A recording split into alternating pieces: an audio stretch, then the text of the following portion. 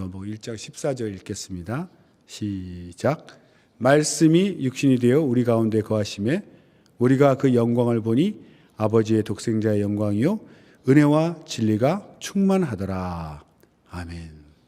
요즘 이렇게 건강을 생각하는 분들 중에 이제 운동을 많이 하시지 않습니까? 운동하는 방식도 다양하죠. 사이클 타시는 분도 있고, 수영하시는 분도 있고, 또 이렇게 등산하시는 분들도 있죠. 네. 저는 몸이 많이 무거워가지고 이렇게 등산하는 걸 좀 어려워했습니다. 올라가는 게 힘들어서. 그래도 몇 번은 했죠. 목사님들끼리 이렇게 옛날에 참 체력 보강하려고 축구도 하고 등산을 참 많이 다녔어요. 저 목사님들하고 등산하면서 제일 많이 산을 오른 것 같은데, 등산의 그 묘미가 무엇이죠?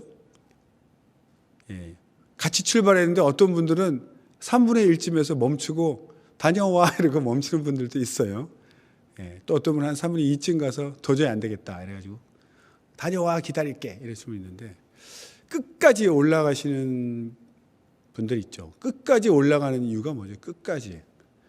제가 등산 경험해 보니까요, 이렇게 끝까지 올라가지 않으면 3분의 1을 올라가든 3분의 1을 올라가든 별로 이게 감동이 없는데, 정상에 딱 도달을 하면요, 갑자기 글쎄 이제 오를 때는 앞만 보고 올라가니까 이게 뒤돌아보면은 좀 보이긴 하겠지만 잘 안 그러죠. 이게 앞만 보고 올라갑니다. 결국 이제 정상에 딱 도달했을 때 온 천하가 이렇게 다 자기 발 아래 이렇게 보일 때 그 희열이 엄청납니다. 그 기쁨이. 특히 이제 큰 산일 경우는 더하죠. 오를 때는 잠깐 이렇게 뒤를 쳐다볼 수도 있는데 잘 안 보게 되고 그냥 앞만 보고 가다가 딱 등산 정상에 올랐을 때 갑자기 막 세상이 열린 것처럼 이렇게 온 천하가 자기 발 밑에 이렇게 사방에 저 지평선까지 해서 이렇게 볼 때 그 기쁨이 너무 크죠. 그래서 내려온 다음에 또 그걸 못 잊어가지고 또 산에 오르고 또 산에 오르고, 똑같은 산에 오르면 금방 지겨운지 한국에 있는 명산은 다 찾아다니면서 다니시는 분들 있죠. 또 막 사진도 이렇게 올려주시고. 그 산 정상에 오를 때 그 기쁨이 얼마나 큽니까? 그런데 그것이 계속 유지되는 게 아니고 또 땅에 내려와서 이 속세에 내려와서 이 사회생활을 하고 이렇게 하면은 그게 또 유지가 안 되죠. 그러니까 이렇게 계속 다니시는데, 반대로 지하실에 이렇게 내려가 보신 적이 있으십니까? 이렇게 컴컴한 지하실, 잘 안 쓰는 지하실, 습기 차고 좀 냄새 나죠. 그런데 또 이렇게 거미줄도 많아요. 이끼 냄새인지 곰팡이 냄새인지 쾌쾌한 냄새 나면서, 그런데 이렇게 내려가면은 빨리 나오고 싶죠. 안 내려가고 싶고 안 들어가고 싶지 않습니까? 왜 이런 얘기를 하는지 아시겠죠? 제목이 하늘 영광 버리신 예수 그리스도인데,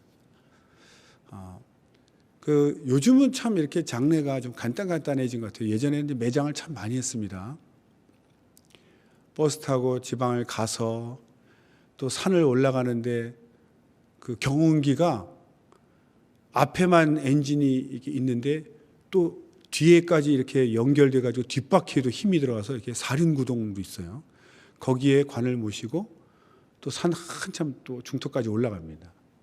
더 이상 경운기도 이제 경사져서 못 올라가면 이제 그때부터 저희들이 이제 들고 올라가는데 수평유지 이래가지고 앞사람은 허리가 휘죠. 막 내리고 뒷사람은 또 맞들고 해서 이제 그 막 미끄러지는데 그걸 탁 해가지고 딱 올라가 보면, 옛날에는 다 삽으로 팠지만 요즘은 이렇게 포크레인으로 팠는지 이렇게 모실 자리가 마련되어 있습니다.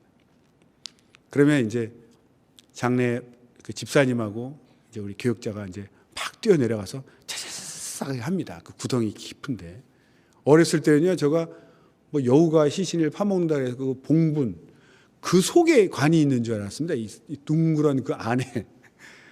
어릴 때 그렇게 하는데 실제 가보니까 저 땅 속에 있고, 이거 그냥 표시로 이렇게 여기가 무덤입니다라고 이렇게 표시인 것 같아요. 저 아래에 있는데 거기 이게 동네 어르신들이 쫙 둘러앉아 있습니다. 이렇게 꼭 이게 전깃줄에 이렇게 앉아 있는 처럼 이렇게 어르신들 쫙 앉아 있는데 한 마디씩 하는 거예요. 남북 방향이 안 맞았다, 경사졌다, 뭐아졌다, 다들 막 얘기하는데 정말 죄송합니다. 어르신들이 한 마디씩 하는 게 이게 책책책책 이런 느낌이 들 정도로 귀가 막 따가웠어요. 그래서 내가 그 장례 그 집사님한테 이거 괜찮으시냐 했더니 그냥 다 하시는 얘기라고 그냥 무시하고 하면 된다고. 근데 그분들이 막 얘기는 하시는데 직접 내려와서 도와주신 분은 없어요. 딱 그 장의사 그 집사님하고 교육자하고 둘만 내려와서 막 그걸 하고 있는데 아무도 안 내려오고 그 둘러서서 그냥 잔소리만 하는 거예요. 이렇게 해라 저렇게 해라 막 그냥.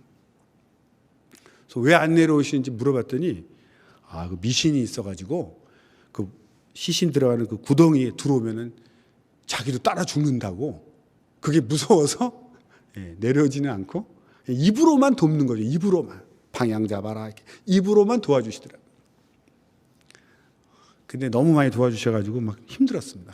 하도 이래라 저래라 이래라 저래라 한 명도 아니고 여러 명이 얘기하시니까 그 내려오는 걸 싫어해요. 단지 그 뭐 아래로 내려온다라기보다는 거기 이렇게 시신이 있는데 자기가 내려가면 나는 산 사람이지만 그 시신 묻히는데 그 관이 있는데 내가 내려가면 나도 죽을 것 같다는 그 두려움 때문에 못 내려오시더라고요. 그런데 그 장례 집사님하고 저는 수도 없이 그 내려가도 안 죽었지 않습니까? 자, 미신이죠, 미신. 그러나 힘들긴 힘들죠. 우리가 이렇게 올라갈 때는요, 좀 고생하지만 이렇게 정상에 올라가면 너무 기쁩니다. 모든 게 다 내 것 같고 다 내 발 아래에 있고 한눈에 다 들어오니까 마치 온 천하를 얻은 것 같은 그런 기쁨이 있죠. 왜 기쁠까? 정상에 올라가면 그 꼭대기 정상이라는 그 자체가 기쁨이 있는 거예요. 최고가 된 기쁨이 있죠. 모든 게 내 발 아래에 있고 내가 최고니까. 최고. 그 단어만 들어도 흥분되지 않습니까? 최고.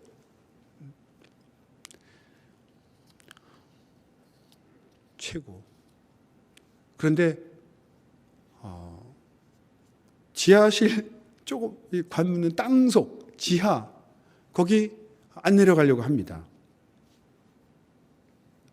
자기가 마치 죽을 것 같고 더럽고 냄새 나는데 얼른 나오고 싶죠. 잠깐 그 지하실 들어가는데도 싫어하는데 주님의 입장에서는 어떨까 생각해 봅니다. 주님의 입장에서는 하늘에서 이렇게 땅을 내려다볼 때 과연 이게 보일까요? 지구나 뭐 이런 게 보일까요? 그 별 막 이렇게 큰 별 확산하는 그런 이제 동영상 보면은 안 보입니다. 사실 이 지구 같은 별은 보이지도 않죠. 태양도 작은 별로 속하는데 그런데 그 하나님의 영광을 내려놓고 낮고 낮은 사람의 몸으로 말씀이 육신이 되었다. 사람이 되신 거죠. 또 빌립보서 2장 5절에 보면은 그 종의 형체를 가지고 사람으로 오셨다는 것 자체가 마치 우리가 벌레로 이렇게 축소돼 가지고 더러운 지하실에 잠깐 들어갔다고 얘기해야 될까요? 주님 입장에서는 그 영광 가운데 거룩한 데서 이 지구에 사람으로 이렇게 오셨다는 것은 우리가 이해할 수 있는 수준으로 말한다면 사람이 갑자기 그 침침한 더럽고 침침한 지하실이나 더 더러운 오물통에 구더기의 몸으로 이렇게 변해가지고 더러운 것 이렇게 오물 사이를 기어다닐 때 얼마나 우리가 충격이 될까요? 매일 샤워하고 깨끗하게 살다가 그런 더러운 오물 사이를 내가 기어다닌다고 생각하면 얼마나 괴롭겠습니까? 빨리 나고 싶지 않겠어요? 근데 그 더러운데 누가 거기를 내려가고 싶겠습니까? 그런데 거기에 이거 진짜 체험인데요. 이렇게 좌변기에 옷을 이렇게 바지를 내리다가 동전이 탁 떨어진 거예요. 물론 일을 시작하기 전 맑은 물 상태. 거기 500원짜리 탁 떨어졌어요. 어떻게 하시겠어요? 1번 포기한다. 2번 고무장갑을 끼고 꺼낸다. 고무장갑이 없으면 맨손으로 꺼낸다. 저는 어떻게 했을 것 같아요? 당연히 넣어서 꺼냈죠. 땅을 파보세요. 10원이 나오나 500원인데.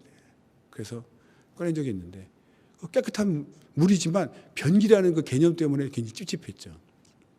그런데 그 더러운 오물통에 내 아들이 빠졌어.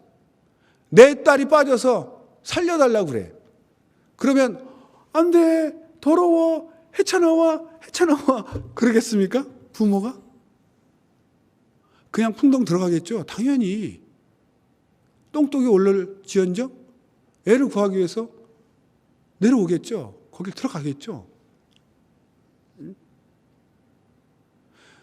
뭐 여러분들에게 신뢰가 안 되면 좋겠습니다만 저는 이제 이해하려고 성령으로 감동되는 거 말고 내 이성으로도 이해하려고 많이 좀 생각을 해봤어요. 하나님이 하늘 영광 버리고 이 땅에 오셨다는 게 어떤 뜻이 어떤 개념인가? 우리는 이 땅에 사니까 그냥 이 땅이 내 고향이고 너무 좋지 않습니까? 주님 좀 천천히 오세요. 좀 더 즐기다 갈게요. 뭐 그런 마음이 있지 않습니까? 그런데 하나님의 거룩하심, 하나님의 그 순결하신 그런 하나님 그 천국에서 이 땅에 올 때는 여기는 죄악이 관영하고 속이고 사기치고 배신하고 죽이고 그런 죄가 가득한 곳에 주님이 여기 오셨을 때 그 느낌이 무엇일까? 그래서 저는 어떻게 항상 생각하냐면 이 땅에서 제일 더러운 걸 생각합니다. 거기가 거기더라고요. 예? 저도 시골에 어렸을 때 시골에서 살았는데요. 이런 물 내리면 깨끗한 변기가 아니고 그 있지 않습니까? 이렇게 뭐라죠? 이렇게 풍덩식이라고 그럽니까? 퍼세식. 그 뭐 거름 쓴다고 이렇게 뭐 이렇게 거기 보면 뭐가 이렇게 꼬물꼬물 다녀요. 허연 게. 그 놈들이 그 밑에만 있으면 좋은데 꼭 벽까지 이렇게 기어오르거든요. 이게 또. 예? 그 아무 힘도 없고 허연 놈인데 앞만 뾰족하고 이놈이 벽만 타면 되는데 스물스물 나한테로 와요 또. 일 보고 있는데 도망도 못 가고 있는데 이놈이 나한테 닿을까 봐봐 이러면서 그냥 얼른 또 이제 도망가죠. 빨리 일 끝내고. 근데 구더기한테 제가 물어봤어요. 너 더럽지 않냐 했더니 뭐가 더러워요? 여기 내 고향이고 여기는 내 먹을 식량이고 내 사는 삶의 터요. 그거 먹고 사는데 그래서 뭔가 성충이 돼서도 파리가 돼서도 맨 더러운 것만 찾아다녀요. 그죠? 예. 아기 때 먹던 거 입맛이 있어가지고. 그러니 그게 막 나한테 올까 봐 얼마나 더러워합니까? 인간의 입장에서 그 구더기를 볼 때 그런 생각이 드는데 하나님께서 이 땅에 오실 때는 과연 어떤 느낌이셨을까? 그거보다 더하겠죠? 그러니 주님은 얼마나 여기 오시는 게 힘드셨을까 생각을 합니다. 근데 왜 오셨죠? 왜 오셨냐 이거죠. 우리 크리스마스 이제 곧 오는데 주님 오셨다고 막 기뻐해. 기쁘죠? 왜 기쁜지 좀 생각해 봐야 되는데 나 구원해 주셔서 기쁘죠? 나 구원받아서 기쁩니다. 부모님이 선물 사오면 아이들이 와 부모님 손 보고 선물 들고 와 기뻐하죠. 그런데 그 아이는 선물 보고 기뻐하지 그 선물을 사기까지 부모님이 뭐 수고해서 일하시고 또 어디 가가지고 고르고 골라가지고 이렇게 오기까지 그 과정은 잘 모르죠. 그냥 선물만 기뻐하죠. 마치 우리가 크리스마스 때 와 주님 오셨네 기뻐하는 것이 와 내가 구원받았다 너무 기쁘다. 마치 어린아이가 선물 받고 기뻐하는 것 같지 않을까. 그 우리에게 구원을 주시기까지 마음의 결심을 하시고 이 땅에 그 오음을 통해 자녀를 구하기 위해서 뛰어드는 그런 마음으로 주님 정말 오셔서 모든 그런 우리가 겪어야 될 죄악을 다 겪으시고 그리고 구원하셨는데, 그걸 생각하면 그냥 철없이 기뻐하는 것보다는 눈물 좀 흘리면서 기뻐해야 되지 않을까, 좀 감격하면서 기뻐해야 되지 않을까 싶어요. 믿지 않는 자들은 축제 날이니까 그냥 부어라 마셔라 즐겨요. 왜 크리스마스 때 이렇게 안 믿는 사람들이 기뻐하는지 공휴일로 해주니까 고마운 거죠. 하루 빨간 날 돼서 그냥 겨울에 분위기 좋고. 이 트리 보면 얼마나 이쁩니까? 이쁜 거 보면 기뻐요. 이쁜 거 보면 기쁘고 그 마음이 이게 기쁘죠. 그게 잘못됐다는 게 아니라 여기서 멈추면 되겠냐 이거죠. 우리가 진짜 기뻐해야 될 것은 주님이 나를 살리기 위해서 얼마나 큰 일을 감당하셨는가. 하나님으로서 감당하기 힘든 일인데 굳이 그런 일을 겪지 않으셔도 되는데 왜 하나님으로서 죄인의 모습으로 오셔서 처참하게 당하고 돌아가셨는가. 나를 살리려고 하셨다. 그걸 사랑이라고 표현하고 은혜라고 표현하는데요. 그 사랑과 은혜를 알 때 진정으로 우리는 감사하고 찬양하고 기뻐할 수 있는 것 같아요. 정말 기뻐할 수 있는 것 같아요. 우리 입장에서만 자꾸 생각하면 그냥 철없는 아이처럼 기뻐하다 끝나는 것 같아요. 그러나 우리가 은혜를 생각할 때는 주님의 입장에서 생각해야죠. 주님의 입장으로. 성령의 감동을 받고 또 내 머리로 막 생각을 해서라도 주님의 입장이 되어 보려고 하는 거죠. 여러분, 누가 나를 이렇게 의심하는, 나를 이렇게 괜히 의심해. 그런 기분 아세요? 나를 이렇게 환영해 주면 너무 좋은데 나를 이렇게 경계해. 난 나쁜 사람도 아닌데 나쁜 사람인 것처럼 이렇게 경계하고 의심하고 이렇게 하면 얼마나 괴롭습니까? 저는 이렇게 설교를 잘 못하지만 설교는 잘 못하지만 이 설교단에 서는 거 무척 기뻐합니다. 왜냐하면 뭔가 이렇게 깨달은 것, 하나님께 받은 것 이런 거 얘기할 수 있다는 것. 목사님 그 정도는 기본이죠. 그렇게 하셔도 어쨌든 기뻐요. 은혜 받은 것을 나눌 수 있다라는 것이. 그런데 오늘은 목사님 무슨 또 은혜를 끼치시려나 이러고 앉아서 은혜 받는 분들은 벌써 눈이 이렇게 동글동글하고 이렇게 벌써 이렇게 다르죠. 그런데 그런 분만 있는 거 아니잖아요. 다 심사관처럼 팔짱을 딱 끼고 표정도 없이 어디 보자 이렇게 끝나면 딱 들어오죠. 목사님 거기서 그렇게 말씀하시면 안 되죠. 이렇게 다 평가해 주세요. 평가를 해 주시니까 얼마나 감사합니까? 감사하지. 그럼 얼마나 긴장되죠. 누가 나를 이렇게 의심하고 경계하고 있으면 긴장되지 않습니까? 긴장 자체가 피곤한 일이에요. 집에 가면 완전한 자유가 있지 않습니까? 부모님이 있어도 완전한 자유. 아이들은 그냥 휙 그냥 들어눕고 편하게 지내지 않습니까? 그런데 부모님, 무서운 부모님이면 집에 들어갈 때 긴장되죠.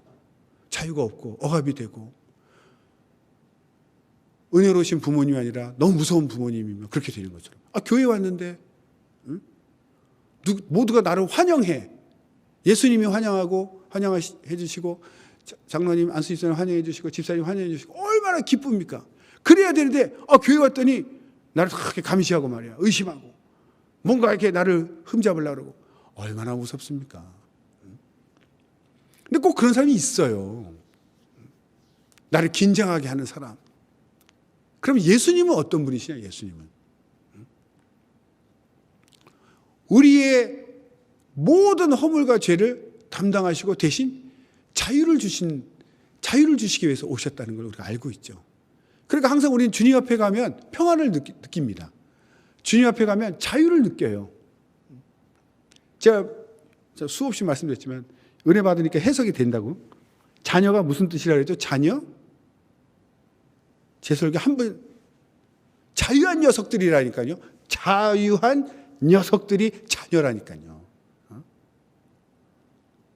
이건 제 특허 아닌가요? 은혜 받으면요, 이게 모든 게 새롭게 보여. 아들과 딸, 이거는 그냥 사전적인 뜻이고, 자유한 녀석들. 하나님 앞에 가면 막 자유해. 그런데 진짜 우리가 기뻐해야 될 것은 주님께서 우리를 살리기 위해서 낮아지셨다 그랬잖아요.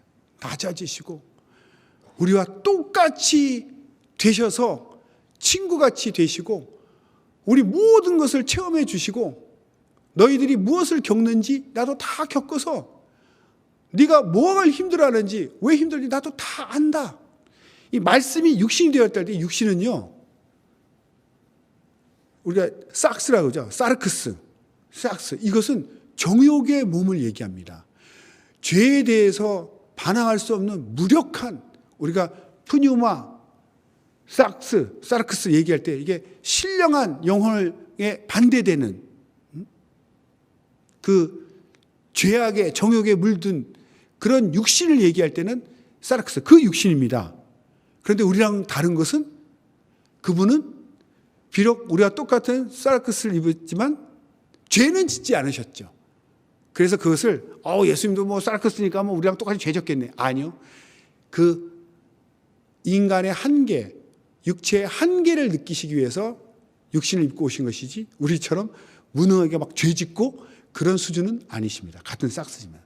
그러나 예수님이 사르크스를 입었다는 얘기는 우리를 똑같이 체험하시기 위해서 사르크스가 되신 거예요. 우리가 죄를 못 이기고 막 헤매고 그 죄의 유혹이 무엇인지 그 연약한 육체를 그대로 우리처럼 느끼시기 위해서 오셨다는 거죠.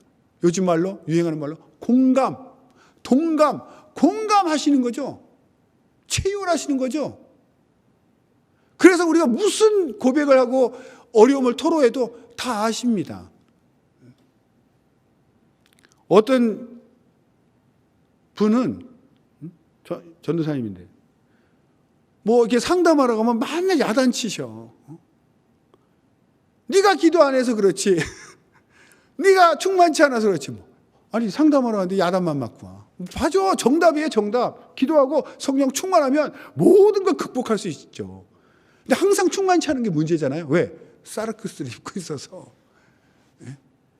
영혼은 의인이 됐어요. 석 사람은 거듭났어요. 그러나 여전히 죄를 짓고 있습니다. 로마서 7장에 그 우리가 존경하는 사도 바울도 오호라 나는 곤고한 자로다. 누가 나를 이 죄의 몸에서 구원하랴.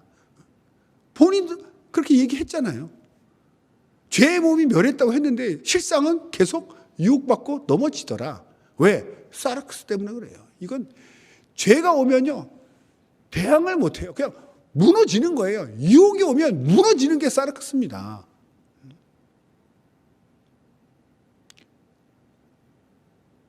예수님이 오시기 전에 그냥 오신 게 아니고 먼저 보낸 것이 있죠. 뭐죠? 율법. 그래서 우리가 율법과 복음, 율법과 진리, 율법과 예수 이렇게 됩니다. 율법을 보내주셨어요. 율법이 얼마나 신령합니까? 하나님의 기준, 하나님의 수준을 보여주신 것이 율법이거든요. 그래서 최고의 선, 지고의 선, 거룩함, 깨끗함 이런 뜻이죠. 조금 공부하면요 라틴어로 숨눔 보눔 이렇게 얘기하더라고요. 발음이 희한해요. 숨눔 보눔 이렇게 하죠. 숨눔은 최고, 보눔은 이렇게 선. 저는 뭐 이렇게 라틴어나 뭐 이런 공부를 한 사람이 아닙니다. 공부를 한 사람이 아니어서 그냥 공부하다가 이런 단어가 나오구나. 근데 이런 생각이 들어. 숨눔 그러니까 그 영어의 수프림 뭐 이런 거 있죠. 최고. 그 앞에 수 발음이 비슷해.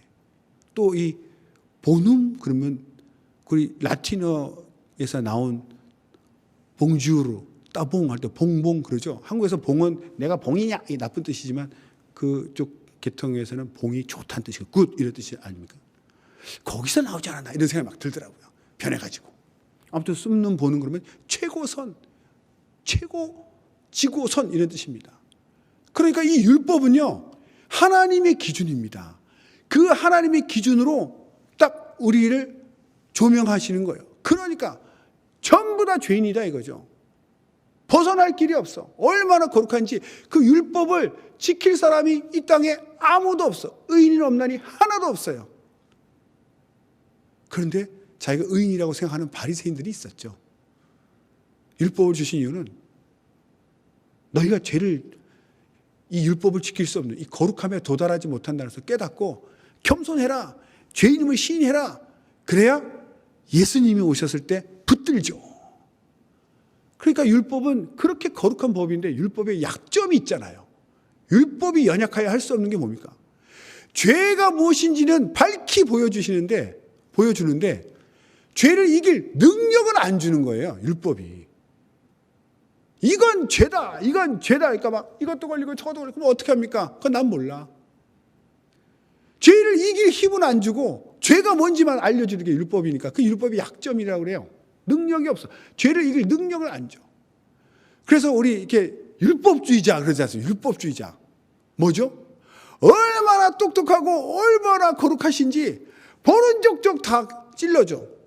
지적해줘. 이거 잘못됐습니다. 저거 잘못됐습니다. 어마어마하게 알려줘. 너무 고마워. 근데 이상하게 그분 옆에 가고 싶지 않죠.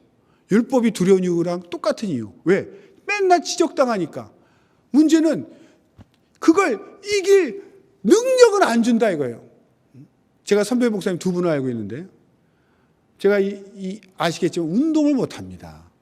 입만 움직여서 겨우 이렇게 설교하는데 몸이 둔해서 운동을 못하니까 축구팀에 들어가도요 아무도 나를 안 데려가는 거예요. 트레이드를 하는데 저는 항상 C팀이었어요. 잘하면 A팀이 데려가고 B팀이 데려가는데 고참 목사님 팀장이 저는 아무도 안 데려가니까 그냥 처음 배정받은 C팀에 계속 있어요. 끝까지. 유니폼도 안 바뀌어. 그래가지고 그러니까 수비보래. 수비.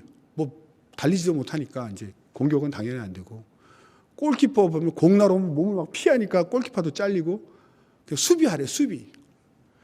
근데 막 공격수 오면은 막 어떻게 좀 막아보려고 하는데 맨날 이렇게 제껴지더라고. 이렇게 나를 획 제끼고 들어가면 이제 1대1 골키퍼랑 1대1 되니까 맨날 골이 넣으니까 이 팀장 목사님이 너 나와. 그나마 자리도 뺏겨서 벤치 신세 이렇게. 와 나이스 막 이러면서 박수치고 비참한 벤치 신세. 그런데 팀장이 어떻게 바뀌었어요? 제가 바뀐 게 아니고 C팀은 그대로인데 C팀장이 바뀌어가지고 저를 부르더니 야 너는 수비인데 왜 공격하고 맞짱을 뜨려고 그래? 공격은 너보다 몇 배나 빨라. 너는 공을 뺏으려고 하는 게 아니고 수비는 슛을 못 쏘게 앞에서 알짱알짱 거리면 된다는 거예요. 네? 그러니까 바싹 다가가면 획 제끼고 가니까 못 제끼게 거리를 딱 일정한 거리를 두고 이렇게 왔다 갔다 이렇게 슛 못 쏘게 이렇게 가림막만 하면 된다는 거예요. 아니 그렇게 간단한 거를 그다음부터는요 제가 사사삭 하니까 결국은 딴 쪽으로 가더라고요. 내 앞에 공격수가 안 와. 철벽 수비가 된 거예요. 그러니 제 입장에서는 어떻겠어요? 그 앞에 야단만 치고 나와. 그 선배 목사님은 보기가 두렵죠. 왜 맨날 야단 치니까 못한다고 야단 치는데 수비를 잘할 수 있는 방법을 안 알려주고 야단만 치니까 실력 발전은 없고 맨날 야단만 맞으니까 피하게 되는데 아니 다른 이 팀장 목사님은 방법을 알려주니까 이 천하에 뻥뻥 뚫리던 수비가 철벽 수비가 됐다니까요. 그래도 옛날에 몸 좋아가지고 뚫을 수가 없죠. 저는. 그게 얼마나 고맙겠어요. 율법과 예수, 율법과 진리가 무슨 차이입니까? 율법주의자들은요 가기가 싫어. 왜? 맨날 지적해. 맞아요. 다 맞는 말인데 그 죄를 이길 능력은 안 주잖아. 그러니까 그게 약점이다. 그런데 예수님 오셔가지고 어떻게 했었어요? 죄를 오히려 내가 벌 받아야 될 것은 싹 가져가시고 죄를 이길 수 있는 새 마음, 새 영을 주시고 성령까지 주셔서 내 거듭난 영혼이 성령의 도우심으로 죄를 이길 힘을 주셨다는 거예요. 할렐루야. 옛날에는 그냥 유혹이 오면 털퍽 쳤는데 지금은 라캄바라 싸바라 하면은 이길 힘이 생겨서 극복이 된다는 거죠. 근데 이게 100% 극복은 아직은 안 되고 잘하다 넘어지고 잘하다 넘어지지만 그래도 옛날에 몰랐던 그 새로운 능력을 경험한다니까요. 내가 죄를 이기다니, 유혹을 이기다니. 회개를 할 때도 죄가 얼마나 더러운지를 실감나게 해주시니까 아이고 더러워라. 아주 이제 그 죄는 다시는 짓기가 싫어. 그게 진짜 회개죠. 다시 안 합니다. 그런 더러움을 확실히 알려주신 대신에 그걸 또 이길 수 있는, 죄를 이길 수 있는, 거룩하게 살 수 있는 이 새 영, 새 마음, 성령까지 주셔서 유혹 이길 힘을 주신다니까요. 얼마나 감사합니까? 야단은 안 치고 오히려 이길 힘을 주시니 은혜 위에 은혜로라 아닙니까? 죄만 가져가셔도 감사한데 죄를 이길 힘도 주시니 이거 얼마나 감사합니까? 그것 주시러 주님이 오셨어요. 얼마나 할렐루야입니까? 한편 주님 입장을 생각해 보면 나를 살리려고 우리가 더러운 거기 들어가는 것보다 더 힘든 일을 감당하셨기 때문에 너무 감사하죠. 그런데 우리는 이 땅에 살면서 배운 거라고는 예수님을 진정으로 만나기 전, 성경을 알기 전에는 최고가 되라고 교육을 받았어요. 최고. 내려가서 섬기는 기쁨은 못 배우고 남 밑에 가면 비참하다고 생각하고 굴욕적이다고 생각하지 그걸 섬긴다라는 개념은 없었지 않습니까? 섬김의 기쁨이란 걸 몰랐어요. 그냥 남보다 위에 능력이 많고 돈도 많이 벌고 권세도 많아서 남에게 시달리지 않고 오히려 남을 지배하고 군림하는 것이 낫지 그 얼마나 비참합니까? 그렇게 교육을 받아가지고 이 땅에 사는 사람 다 똑같죠. 그냥 그 자리를 차지하려고 그냥 되는 게 아니지 않습니까? 그런데 예수님은 있긴 있어요. 최고라는 게 있긴 있어요. 저 천국에는 있는데 천국에서 최고가 되려면 여기서는 낮아지고 섬겨야 돼. 그게 하나님의 진리입니다. 법칙. 주님은 그 영광의 보좌에 오르기 위해서 낮아지셨다가 오르셨잖아요. 항상 낮아져야지 올라가는데 땅에서는 낮아지는 건 굴욕이고 바로 올라가라고 그래요. 바로. 직접 올라가야 돼요. 최고가 돼서 남을 눌러야 되는데 하나님의 방법은 여기서 낮아지고 섬기면 천국에서 높여주겠다는 거죠. 얼마나 낮아졌는가에 따라서 그만큼 높여주겠다는 겁니다. 높음이 없는 건 아니에요. 있어요. 최고 높으신 분이 있지 않습니까? 하나님. 높음이라는 게 있다니까요. 최고라는 게 있는데 그 자리를 나와 같이 함께 앉게 해주겠다. 예수님처럼. 그런데 그걸 얻기 위해서는 낮아져야 되는 거예요. 낮아져야. 그게 예수님의 가르침인데 우리가 신앙생활 하면서 자꾸 이걸 깜빡깜빡 잊어버리고 세상에서 배운 것처럼 아니 교회 안에서도 군림하려고 그러고 교회 안에서도 높은 자리 차지하려고 그래요. 아니 주님은 천국의 영광의 보좌를 앉기 위해서 이 땅에서는 머리 들 것도 없이 사셨다 그랬잖아요. 그런데 우리가 헷가닥 속아가지고 최고로 큰 교회, 최고로 뛰어난 교회, 그냥 이 땅에서 어마어마한 걸 쌓으려고 했어요. 그게 하나님을 섬기는 것이다 생각하고 그렇게 속아가지고 그렇게 교회가 최고로 커야 되고 막 의자 수도 제일 많아야 되고 사람도 제일 많이 되고 그냥 다른 교회 다니는 사람까지 데려와다가 우리 교회 앉혀갖고 우리 교회 크다 이렇게 그 짓을 했죠 우리가. 그러면서 의식이 되는 거 속으로 우리 교회가 세계 최고의 침례교입니다 뭐 이러고. 그때는 그게 얼마나 어리석은지 몰라가지고 그렇게 했는데 주님을 우리가 제대로 봤더라면 좀 이상하다 느꼈어야 되는데 주님은 왜 이 땅에 큰 교회나 큰 왕국을 안 만드시고 마지막에 이렇게 돌아가셨을까? 그걸 제대로 우리가 이해를 했으면 우리 교회 최고로 크다 뭐 이렇게 자랑하지 않죠. 자랑하지 않아요. 부모님은 땅 팔고 소 팔고 논 팔고 다 해서 아이들 다 나눠주죠.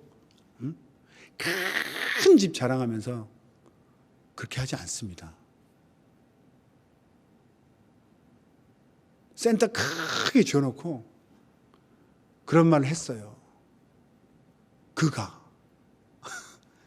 해외 선교사들이 와서 너무너무 뿌듯해할 것이다. 내가 선교지에서 고생해도 우리 친정교회는 이렇게 크고 웅장하니 뿌듯한 자부심으로 선교할 것이다 라고 말해서 그런 줄 알았습니다. 제가 선교 안 나가봤기 때문에. 그러나 막상 선교사님하고 얘기를 해보니까 마음이 아니야. 저 비싼 유리, 저 비싼 대리석 저거 하나 있으면 뚝딱뚝딱 선교지에 가서 돈도 얼마 안 든대.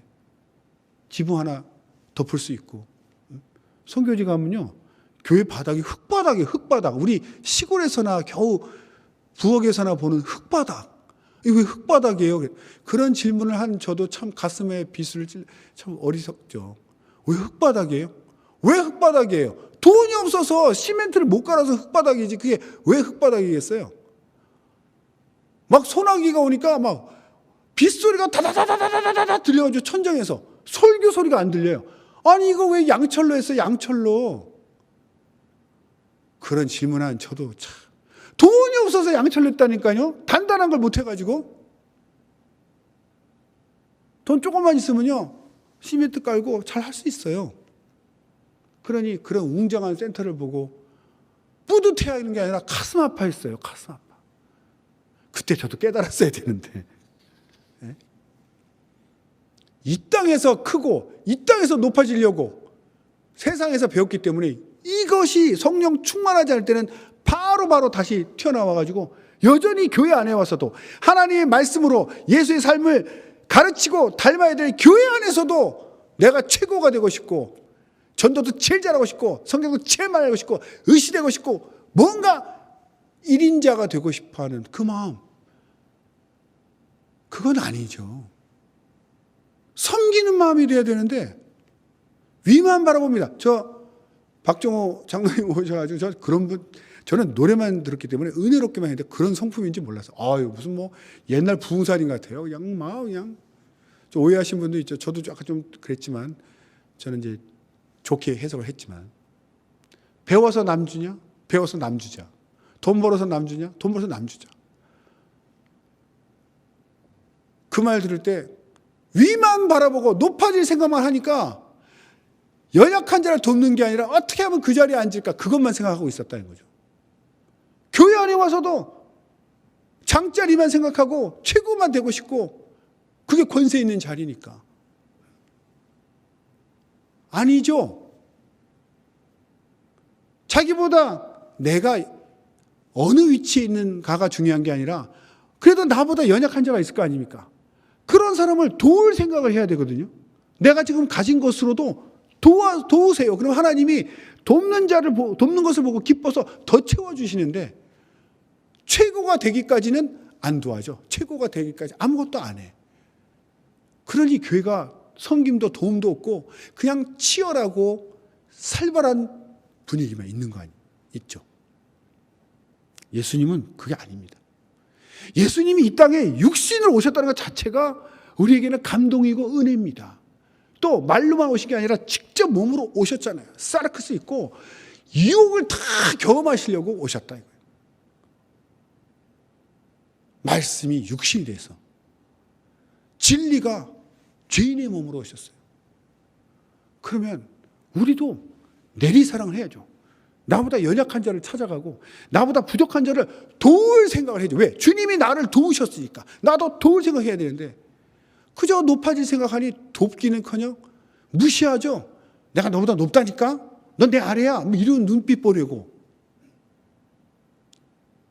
매일 한 수 알려주마 지적하고 그거 아니다 이거예요. 그건 아닙니다.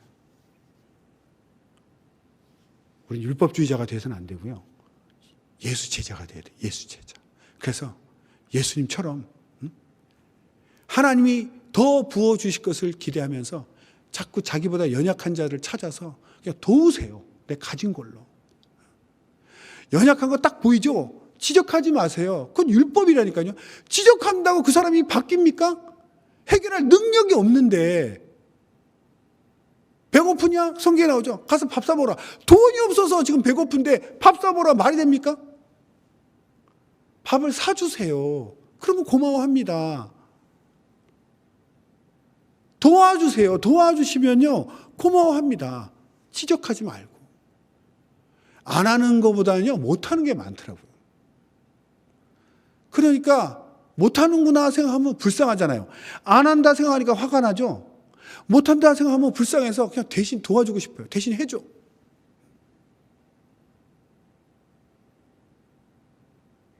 콩쥐가 맨 밑 빠진 독에 물 부을 때 두꺼비가 나타나가지고 그 흉측한 두꺼비가 콩쥐야 콩쥐야 왜 우냐. 물이 안 채워지네. 내가 도와줄게. 쳐! 해가지고 구멍 메꿔주잖아요. 좀 그렇게 두꺼비만도 못하게 살아서 되겠습니까? 그래서 주님이 성탄절 되니까 오셨다고 그랬는데 그래요. 말씀이 육신이 되어 오셨습니다. 왜 오셨다고요? 우리 살리려고. 근데 그 살리는 과정이 낮아지심이었어요. 낮아져야 우리를 위해서 대신 죽으실 수도 있고 대신 채찍 맞을 수도 있고 우리랑 똑같이 되셔야 우리를 도우실 수 있기 때문에 인간의 몸으로 오셨죠. 그럼 우리도 다른 사람을 살리고 돕기 위해서 나보다 어렵고 나보다 힘든 사람을 가서 도와주는 거죠.